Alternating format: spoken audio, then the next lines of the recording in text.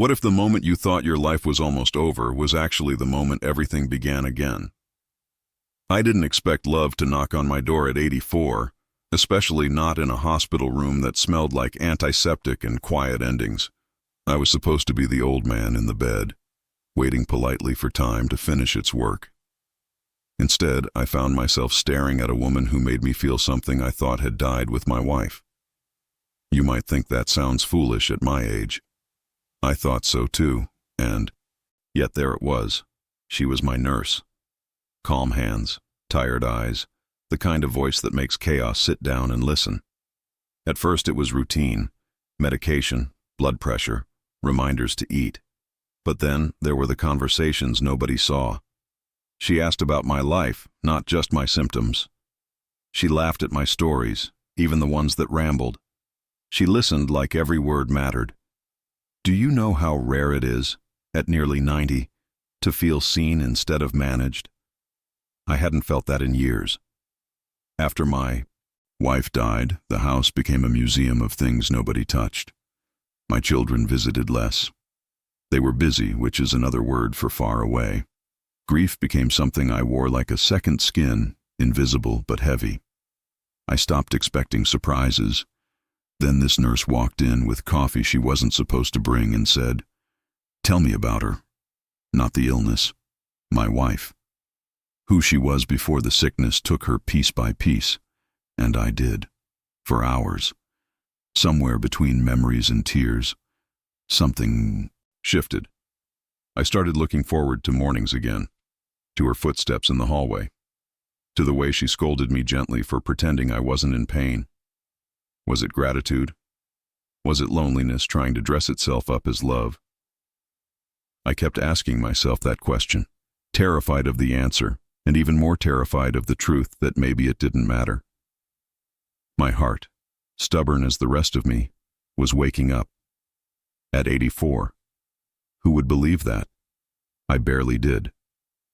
And then came the moment that changed everything. She sat by my bed long after her shift ended and told me about her own scars, losses, disappointments. Not as my nurse, but as a woman. Two people, both a little broken, sitting in the soft buzz of hospital lights, realizing life wasn't done with them yet. That was the night I understood something dangerous and beautiful. Love doesn't check birth certificates. I didn't know then how high the cost would be. I didn't know what my children would say or how deeply their silence could cut. All I knew was that for the first time in years, my heart wasn't only beating, it was choosing. And choices, especially late in life, are never simple, never clean, never free of consequences. If you've listened this far, it means this story touches something in you. Maybe questions about love, aging, family, or the courage it takes to begin again when everyone expects you to quietly fade into the background. I'd really like to know what you think. Leave a comment and tell me your thoughts about late-in-life love or difficult family decisions, because your perspective truly matters here. If stories like this help you reflect on your own relationships, don't forget to like this video. It helps more people find it and understand they're not alone in what they feel. And if you want to continue following these real-life stories of marriage, forgiveness, secrets, and reconciliation, make sure you subscribe so you don't miss the next chapters. I kept telling myself it was just gratitude. Nothing more. She had helped me through nights when pain made the walls pulse and memories felt louder than the heart monitor.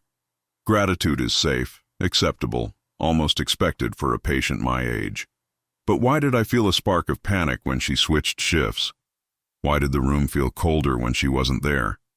That line between being cared for and being cared about is thinner than people think, and somewhere along the way we crossed it without noticing. Or maybe we noticed and pretended not to. We started talking about things that had nothing to do with medicine. She told me she loved thunderstorms because they made the world honest. I told her I hated goodbyes because life had given me too many of them. She teased me for my stubbornness.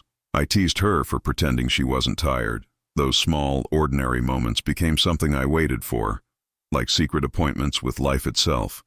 Isn't it strange how connection sneaks up on you, especially when you'd already said your final goodbye to love? After I left the hospital, she visited. Just to check how you were recovering, she said. But we both knew it was more than that. We took slow walks in my garden. I showed her the tree I planted the year my first child was born. I told her the stories behind every crack in the house. She listened the way my children no longer did, not out of obligation, but because she wanted to be there in the same moment with me. That does something to a lonely heart. It unlocks rooms you, thought were sealed forever. I worried about the difference in our ages. I worried about what people would say. I worried about becoming a cliché, the old man and the younger nurse. But then she laughed one afternoon, sunlight catching her face, and I realized I was tired of living according to other people's whispers. She didn't see a wallet. She didn't see a patient. She saw a man who still had stories, tenderness, and quiet humor left inside. And I saw a woman who had carried more than her share of grief, yet still chose kindness. Two lives bruised in different places, somehow fitting together. Was it wrong to feel alive again? Was it betrayal to my past, or respect for it? Proof that the heart can survive loss and still choose warmth. These questions circled me like birds, never landing, never leaving. But one truth grew louder than all the doubts. Love doesn't always arrive when it's convenient. Sometimes it shows up late, unexpected, wearing scrubs and holding your hand like you're still worth staying for. Leave a comment and tell me honestly. What word comes to your mind when you think about late love?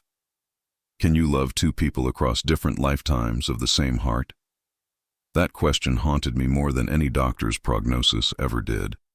I had shared 58 years with my wife, decades of ordinary mornings and extraordinary storms, children, funerals, arguments that faded, laughter that didn't. When she died, I promised myself that chapter was closed. Love, I thought, was something you get once. Everything after is an echo. And then this nurse walked into my life, and suddenly my certainty began to crack. I felt guilty every time I smiled. I felt disloyal every time I felt warmth in my chest that wasn't made of grief. I'd sit alone at night and talk to my wife as if she were still in the chair across from me. I didn't go looking for this, I'd whisper. It just happened. Was I betraying her? Or was I honoring the way she taught me to live? With courage, with an open heart, with the willingness to choose love even when it scares you. Love and guilt became twins in my mind, inseparable, waking up with me and going to bed with me. Some memories were sharp as glass. The hospital room where I held my wife's hand for the last time. The final, "I love you," thin but determined. I wondered what she would say if she saw me now. Would she be hurt? Or would she be relieved that I wasn't sitting forever in the dark hallway of our past? People think grief is just sadness, but grief is also loyalty, identity, and fear. Fear that moving on means erasing someone who shaped your soul. I didn't want to erase her. I wanted to carry her and still move forward, but I didn't know if that was allowed. The nurse never asked me to forget. She spoke my wife's name gently, like it deserved respect. She never competed with a ghost. Instead, she said, "Love isn't a room that gets emptied. It's a house that grows more rooms." I didn't answer right away, but her words settled inside me. Maybe my heart hadn't betrayed my past. Maybe it had simply refused to die with it. Maybe loyalty doesn't mean stopping your life. It means remembering while still daring to live. Yet every joy I felt came with a shadow. When I reached for her hand, another hand, my wife's, lived in the memory behind it. When she laughed, I remembered another laugh in another kitchen. I wasn't replacing anyone. I was learning how complicated love becomes when you've lived long enough to lose it and find it again. And slowly, painfully, I began to ask myself a different question.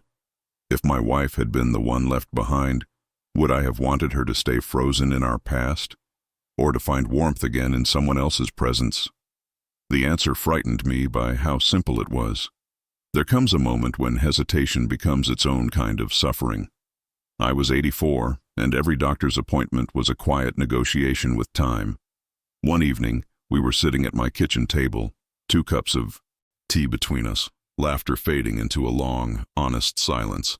I heard myself say, "Stay. Not for the night. For my life, whatever remained of it." She didn't answer right away.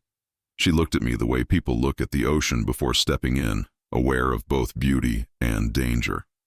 Then she nodded, not out of excitement, but out of a steady, deliberate love.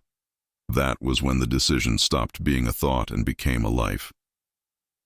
We married quietly. No orchestra, no grand speeches, no dramatic aisle. Just hands shaking a little with age and emotion, vows spoken softly so they wouldn't break under their own weight.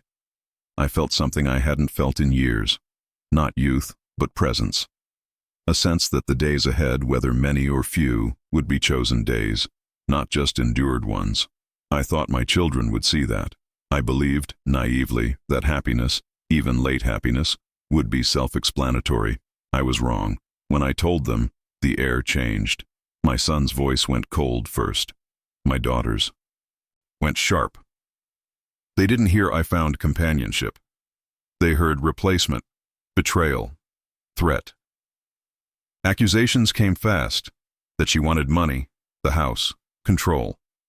They said she had manipulated me, that I was vulnerable, that no real love begins in a hospital room. Every word they threw at her also landed on me. My age became their evidence.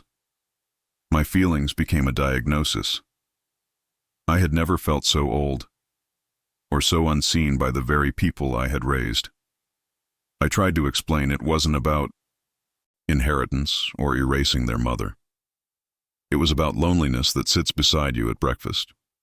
It was about the long afternoons where the clock seems louder than your heartbeat. It was about wanting someone who chooses you in the present tense. But they had already built their verdict. To them, love at my age was suspicious by default. The conversation ended not with closure, but with distance.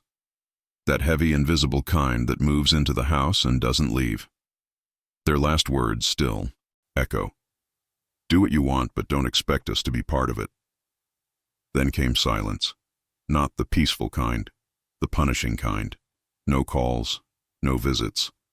Birthdays missed out of principle. Grandchildren who stopped saying grandpa because adults whispered around them. I would walk past framed photos and feel like a ghost in my own family album. People talk about heartbreak as something sudden. Sometimes it's simply the sound of no phone ringing. Yet even in that grief, she stayed. Not as a shield, not as a victor, but as someone who understood that love and loss often travel together. We cooked. We argued about small things. We watched the light change in the living room. A life. Simple and real. I kept asking myself the question that still has no easy answer. Is choosing your own happiness selfish when it costs you your children, or is denying it a slower form of disappearing? The silence didn't arrive all at once. It crept in slowly, like dust settling on furniture no one touches anymore. At first, there were shorter calls, colder greetings, the careful tone people use with strangers they used to love. Then birthdays were missed, messages went unread, invitations stopped coming altogether. A phone that once buzzed with family noise became a quiet object on the table. People imagine old age as weakness of the body. They forget how loud loneliness can be when it moves into your house and makes itself at home.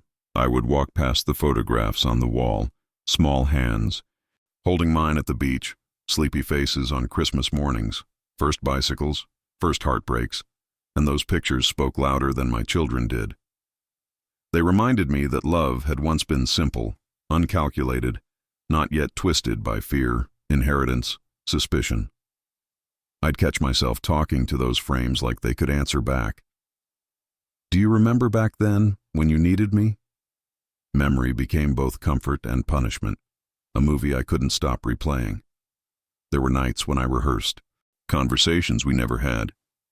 I imagined knocking on their doors, explaining everything again, slower this time, telling them I was still the same man who stayed up when they were sick, who worked 2 jobs so college wasn't just a dream. But another voice whispered, they already know that. They just don't want to see it. The hurt didn't come from anger. It came from erasure, from realizing your children now speak of you in past tense while you're still here. Yet, inside the silence, life continued to speak in other ways. The smell of my late wife's favorite soup, the creak of the stair that always betrayed late-night snacks, the garden bench where my daughter once told me she was scared to grow up, and I promised I'd always be there. I kept that promise as best I could. What I hadn't understood was that children grow into judges of their parents, and sometimes the verdict is written before you get to defend yourself. That realization stings in a way time doesn't easily soften. But here's the unexpected twist no one warns you about. Love doesn't vanish just because contact does. I still love them, fiercely, clumsily, without applause. Every morning I hope the phone will ring. Every night I practice forgiveness like a language I'm trying to relearn. I am 89, and I have discovered something strange. You can miss people who are still alive as deeply as those who are gone. And yet, somewhere beneath the ache, there is a fragile hope that stories like ours do not end in silence forever. That a door, even long closed, can someday open with a single word. If you've ever lived through family silence, tell me in the comments what single word you wish you had heard. People assume judgment stops hurting when you're old, as if age thickens the skin the way it thins the hair. It doesn't. At 84, I discovered that love arriving late is treated with suspicion, like a forged document people hold up to the light looking for hidden marks. Neighbors smiled too wide. Relatives whispered with careful mouths. Even acquaintances I barely knew suddenly became experts on my heart, my wallet, my motives. They called it concern. It felt like surveillance. It's astonishing how quickly compassion dries up when happiness doesn't fit someone else's script. They didn't see the evenings when we sat quietly listening to rain, saying nothing because nothing needed to be said. They didn't see the mornings when she helped button my stubborn shirt, not out of duty but with an affectionate sigh that made time soften. They didn't see the small rescues, pills remembered, fears named aloud, grief shared without flinching. They saw ages, numbers, and the ugly arithmetic of inheritance. They didn't see two people choosing each other in the present tense. There is a prejudice nobody admits out loud. The belief that old hearts can't fall in love, only fall for tricks. I felt it in every raised eyebrow, every "are you sure?" spoken slowly like I had forgotten how to think. Dignity becomes fragile when people start talking about you as if you're already half gone. But love, the real kind, doesn't consult the calendar. It doesn't care that one of us collected more winters than the other. It cared that laughter returned to my kitchen. It cared that I stopped eating alone.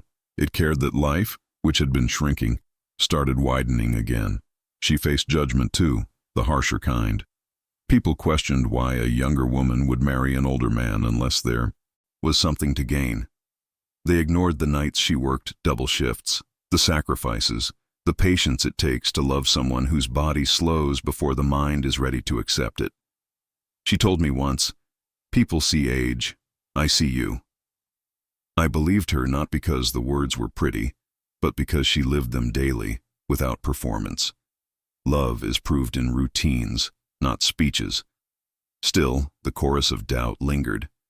It seeped into our quiet moments, asking questions neither of us wanted to answer. Was I reckless for choosing joy?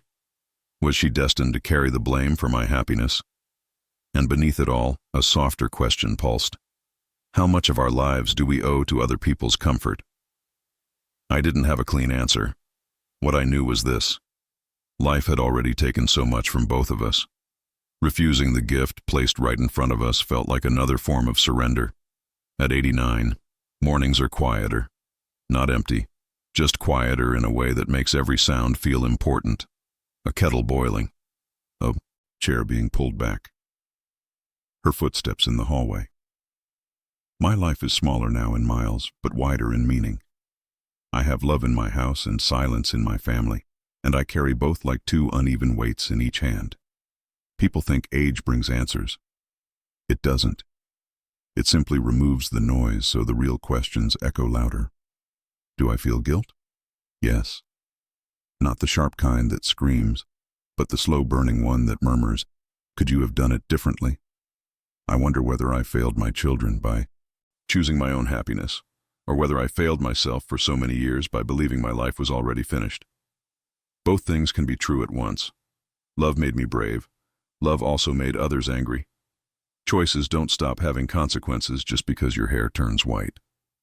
I look at my wife's old wedding ring in the drawer and my new one on my finger, and I realize something I wish I had known earlier. Life doesn't erase chapters when new ones begin. It stacks them. I still love the woman I buried. I love the woman I wake up beside. That truth offends some people, but it's real. The human heart is messy and merciful at the same time. It remembers and it reaches forward. It grieves and it grows. The older I get, the less interested I am in tidy explanations. Forgiveness is the word that visits me most often now. Not theirs, mine. Forgiveness for being human, for needing companionship, for breaking the image my children had of how an old man should live. I hope quietly that one day they will knock on the door and see not a traitor, not a fool, not a victim, but their father who chose not to die before he died. Until that day, I leave the porch light on in my heart. And here is the question that won't go away, the one I offer to you as well. If happiness arrives late and asks you to pay a price, is it wrong to accept it? Or is the real tragedy spending the last years of your life apologizing for still being alive inside? I don't know the answer in neat sentences. I only know the life I am living feels honest, even when it hurts. If you have stayed with me until the very end, thank you. It means this story touched something real inside you. Maybe memories, maybe regrets, maybe hope. I would truly like to hear from you. Please leave a comment below and write this phrase so I know you were here with me until the last moment. Love at any age is still love. Your words matter more than you think. If this story helped you reflect on family, relationships, forgiveness, or late-in-life choices, please subscribe to the channel so you don't miss the next stories we share here. And if you felt any emotion at all during this video, leave a like. It helps this message reach more people who might need it right now. Finally, don't go away just yet. Another video is appearing on your screen. Click it and continue this journey with me.